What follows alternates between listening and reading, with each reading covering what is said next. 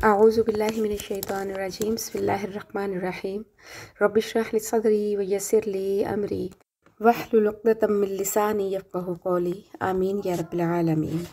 آج کی پہلی آیت میں اللہ پاک نے بتایا کہ اللہ تعالیٰ کو کس طریقے سے پکارا جائے، اللہ کو کس طریقے سے پکارا جائے کہ جو اللہ کو پسند ہے۔ فرمایا ادعوا ربکم، پکارو اپنے رب کو تضرعا و خفیہ، عاجزی کرتے ہوئے اور آہستہ آہستہ۔ انہ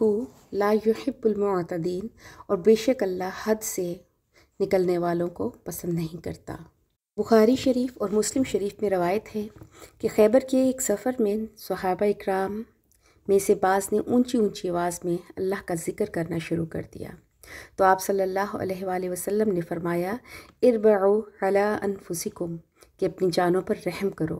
لا تدعون اصم ولا غائبا، کہ تم بہرے اور غائب کو نہیں پکار رہے، انکم تدعون سمیعا قریبا، بے شک تم اس ذات کو پکار رہے ہو جو سننے والی ہے اور قریب ہے، وہو معکم، اور وہ تمہارے ساتھ ہے۔ اسی طرح حضرت حسن بصری رحمۃ اللہ فرماتے ہیں کہ اعلانیہ اور جہرن دعا کرنے میں اور آہستہ پست آواز سے کرنے میں 70 درجہ فضیلت کا فرق ہے۔ ابن جریج رحمۃ اللہ نے کہا کہ دعا میں آواز بلند کرنا اور شور کرنا مکروہ ہے۔ امام ابو جصاص حنفی رحمۃ اللہ نے احکام القرآن میں فرمایا کہ اس آیت سے معلوم ہوا کہ دعا کا آہستہ مانگنا بنسبت اظہار کے افضل ہے، جبکہ امام احمد بن حنبل، ابن حبان وغیرہ نے حضرت سعد بن ابی وقاص رضی اللہ عنہ کی روایت سے نقل کیا ہے کہ رسول اللہ صلی اللہ علیہ وآلہ وسلم نے فرمایا بہترین ذکر خفی ہے، اور بہترین رزق وہ ہے جو انسان کے لیے کافی ہو جائے۔ البتہ جن جگہوں پر شریعت نے اجازت دی ہے، مثلا اذان، تکبیر، تلبیہ، اسی طرح بڑی عید کے موقع پر عیدگاہ جاتے ہوئے، اور جن نمازوں میں قرات بلند آواز سے ہے، وہاں پر شریعت نے اجازت دی ہے کہ بلند آواز میں ذکر کیا جائے، اور جن جگہوں پر بلند آواز سے پڑھنے کا حکم نہیں ہے وہاں آہستہ ہی پڑھنا چاہیے۔ اور اس چیز پر چاروں امام ابو حنیفہ، امام مالک، امام شافعی اور امام احمد اس چیز پر متفق ہیں کہ بلند آواز سے ذکر کرنا بدعت ہے۔ البتہ اگر آدمی بالکل تنہا ہے، اس کے بلند آواز سے ذکر کرنے کی وجہ سے کسی کی نیند یا نماز یا مطالعے میں خلل نہیں پڑتا اور کسی بیمار کو تکلیف نہیں پہنچتی، تو اونچی آواز سے پڑھنے کی اجازت ہے۔ پھر فرمایا ولا تفسدوا، اور مت فساد کرو فی الارض، زمین میں، بعد اصلاحها، اس کی اصلاح کے بعد، کہ معلوم ہوا کہ بلند آواز سے ذکر کرنا، بلند آواز سے دعا کرنا بھی ایک طرح سے فساد کا ذریعہ ہے، کیونکہ ہو سکتا ہے کہ ذکر جہری سے جس کی نیند میں خلل آئے گا تو ظاہر ہے کہ وہ پھر لڑائی اور فساد کی طرف جائے گی۔ وہ بات ہو سکتا ہے کسی کی نماز میں خلل آئے، کسی کے مطالعے میں یا کسی کے آرام میں۔ پھر فرمایا وَادْعُوهُ خَوْفًا وَطَمَعًا، اور پکارو اللہ کو ڈرتے ہوئے اور امید رکھتے ہوئے، یعنی اللہ تعالیٰ سے یہ امید رکھو کہ ہماری دعا اللہ پاک ضرور قبول فرمائیں گے۔ ان رحمت اللہ قریب من المحسنین، بے شک اللہ تعالیٰ کی رحمت قریب ہے نیکی کرنے والوں کے۔ یعنی یہاں پہ اللہ پاک نے ہمیں دو اصول بتا دیے کہ ایک تو اللہ کو پکارو گڑ گڑاتے ہوئے اور چپکے چپکے، اور دوسرا خوف اور امید کے ساتھ۔ یہ قلبی اور روحانی کیفیت ہونی چاہیے جب بھی انسان اللہ تعالیٰ سے دعا کرے۔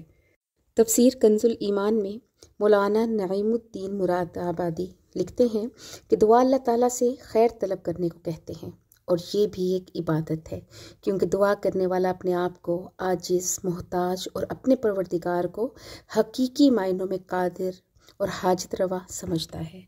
اب آگے اللہ پاک فرماتے ہیں وَهُوَ الَّذِي يُرْسِلُ الرِّيَاحَ، وہی ذات ہے جو چلاتا ہے ہواؤں کو، بُشْرًا بَيْنَ يَدَيْ رَحْمَتِهِ، جو خوشخبری سناتی ہیں اس کی رحمت سے پہلے۔ رحمت سے مراد اس مقام پر بارش ہے۔ عموماً بارش سے پہلے اور بارش کے بعد ہوائیں چلتی ہیں کہ جس سے اندازہ ہو جاتا ہے کہ بارش آنے والی ہے، حتیٰ یہاں تک کہ اذا اقلت، جب اٹھاتی ہیں وہ ہوائیں، سحاباً ثقالاً، بادلوں کو جو بوجھل ہوتے ہیں، یعنی وہ پانی سے بھرے ہوئے ہوتے ہیں، سقناہ لبلد میت، اور ہم اس کو چلاتے ہیں مردہ شہر کی طرف، یعنی ایسی بنجر زمین کی طرف جہاں کچھ بھی نہیں اگ سکتا۔ فَأَنزَلْنَا بِهِ الْمَاءَ پس ہم اتارتے ہیں اس سے پانی، فَأَخْرَجْنَا بِهِ اور پس نکالتے ہیں ہم اس کے ساتھ مِنْ كُلِّ الثَّمَرَاتِ ہر قسم کے پھل۔ كَذَلِكَ اسی طرح نُخْرِجُ الْمَوْتَى ہم نکالیں گے مردوں کو، کہ جس طرح بارش کے بعد پانی جب زمین میں اترتا ہے تو فصلیں اور پھل اگتے ہیں، تو اسی طرح جب اسرافیل سور پھونکیں گے تو زمین سے مخلوق نکل آئے گی، لعلکم تذکرون تاکہ تم نصیحت حاصل کرو۔ والبلد الطیب اور پاکیزہ شہر، یعنی ایسی جگہ کہ جس کی زمین بہت زرخیز ہو، یخرج نباتہ باذن ربہ نکلتا ہے سبزہ اس کا اس کے رب کے حکم سے، والذی خبث اور جو ردی ہوتی ہے یعنی کہ ایسی زمین جو بالکل بیکار ہو، لا یخرج الا نکدا نہیں نکلتا مگر قلیل۔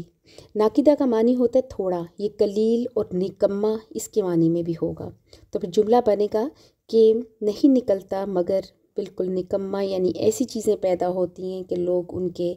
برے برے نام رکھتے ہیں کہ جھاڑ جھنکار ہی ہوتی ہے۔ کذالک نصرف الآیات اسی طرح ہم پھیر پھیر کر بیان کرتے ہیں آیتیں اس قوم کے لیے جو شکر ادا کرتی ہے۔ ان دونوں آیات میں اللہ پاک نے بہت پیاری مثال دی ہے۔ حکیم الامت حضرت مولانا اشرف علی تھانوی رحمۃ اللہ لکھتے ہیں کہ وہ یعنی اللہ ایسا ہے کہ اپنی باران رحمت سے پہلے ہواؤں کو بھیجتا ہے، وہ بارش کی امید دلا کر دل کو خوش کر دیتی ہے، اور یہاں تک کہ جب وہ ہوائیں بھاری بادلوں کو اٹھا لیتی ہیں تو ہم اس بادل کو کسی خشک زمین کی طرف ہانک کر لے جاتے ہیں، پھر اس بادل سے پانی برساتے ہیں، پھر اس پانی سے ہر قسم کے پھل نکالتے ہیں، جس سے اللہ تعالیٰ کی توحید اور قدرت کاملہ کا اظہار ہوتا ہے کہ اللہ تعالیٰ کس طرح سے مردوں کو زندہ کریں گے۔ پھر اسی لیے فرمایا کہ یوں ہی قیامت کے روز مردوں کو زمین سے نکال کر کھڑا کریں گے۔ یہ سب اس لیے سنایا کہ تاکہ تم سمجھو، اور قرآن اور رسول صلی اللہ علیہ وآلہ وسلم کی ہدایت اگرچہ سب کے لیے عام ہے مگر اس سے فائدہ اٹھانے والے بہت کم لوگ ہوتے ہیں۔ اس کی مثال اسی بارش سے سمجھ لیں کہ بارش تو بالکل ایکول جب زمین پر برستی ہے آسمان سے، تو وہ یہ نہیں دیکھتی کہ کہاں پہ زمین بنجر ہے اور کہاں پر زرخیز ہے، مگر کھیتی اور درخت ہر جگہ پیدا نہیں ہوتے، وہ صرف ان زمینوں میں پیدا ہوتے ہیں جن میں صلاحیت ہوتی ہے۔ اس لیے فرمایا کہ جو زمین صاف ستھری ہوتی ہے اس کی پیداوار تو خدا کے حکم سے خوب نکلتی ہے، اور جو خراب ہوتی ہے اس کی پیداوار اگر نکلی بھی تو بہت کم نکلتی ہے۔ اسی طرح ہم ہمیشہ دلائل کو طرح طرح سے بیان کرتے رہتے ہیں، مگر وہ سب انہی لوگوں کے لیے فائدہ مند ہے جو اس کی قدر کرتے ہیں۔ انہی آیات کی شرح میں حضرت مفتی شفیع صاحب معرف القرآن میں لکھتے ہیں کہ پہلی آیت سے یہ نتیجہ نکال کر بتایا گیا کہ جو ذات پاک مردہ زمین میں نشو و نما کی زندگی عطا فرما دیتی ہے، اس کے لیے کیا مشکل ہے کہ جو انسان پہلے سے زندہ تھے پھر وہ مر گئے تو ان کو دوبارہ زندگی دے گا۔ اسی نتیجہ کو اس آیت میں واضح طور پر بتا دیا گیا، اور دوسری آیت سے یہ نتیجہ نکالا گیا کہ اللہ تعالیٰ کی طرف سے آنے والی ہدایت، آسمانی کتابیں، انبیاء اور پھر ان کے نائب علماء مشائخ کی تعلیم و تربیت بھی بارش کی طرح ہے اور ہر انسان کے لیے عام ہے، مگر جس باران رحمت سے ہر زمین فائدہ نہیں اٹھاتی، اسی طرح اس روحانی بارش کا فائدہ بھی صرف وہی لوگ حاصل کرتے ہیں جن میں یہ صلاحیت ہے، اور جن لوگوں کے دل پتھریلی یا ریتلی زمین کی طرح نشو و نما کی قابلیت نہیں رکھتے،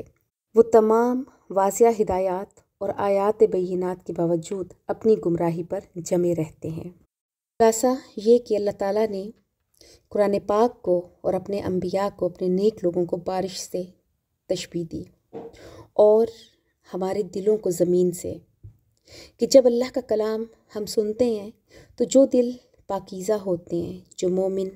پاک ہوتے ہیں، تو ان کا دل اس کلام کا بہت فائدہ اٹھاتا ہے، ان کی روح اور پاک صاف ہوتی چلی جاتی ہے۔ جیسے کہا گیا کہ مومن پاک ہے، اس کا عمل بھی پاک ہے، جبکہ کافر خبیث ہے اور اس کا عمل بھی خبیث ہے۔ اللہ پاک نے قرآن پاک کو سمجھانے کے لیے ہر طرح کی مثال بیان کی